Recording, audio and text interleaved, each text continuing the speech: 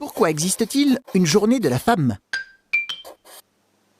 La première raison est historique. C'est le 8 mars 1917 que les femmes russes obtenaient le droit de vote. Dans la ville de Saint-Pétersbourg, des ouvrières ont fait grève pour lutter contre le pouvoir du tsar et demander du pain et la paix. En ce temps de guerre, des milliers de soldats étaient morts au combat, et la société avait grand besoin des femmes pour fonctionner. Les ouvrières ont été écoutées.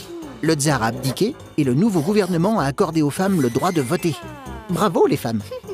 En France, les femmes ont eu le droit de voter et d'être élues en 1944.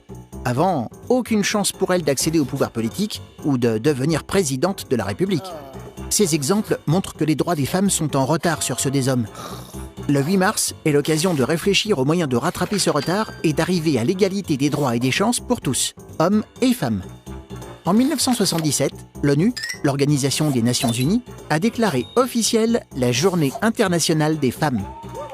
Quand on sait que le but de l'ONU est de maintenir la paix, on comprend la raison d'une telle journée.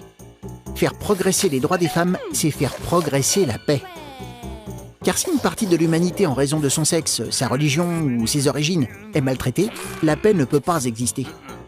Mais le monde change. En 1920, les États-Unis accordaient le droit de vote aux femmes.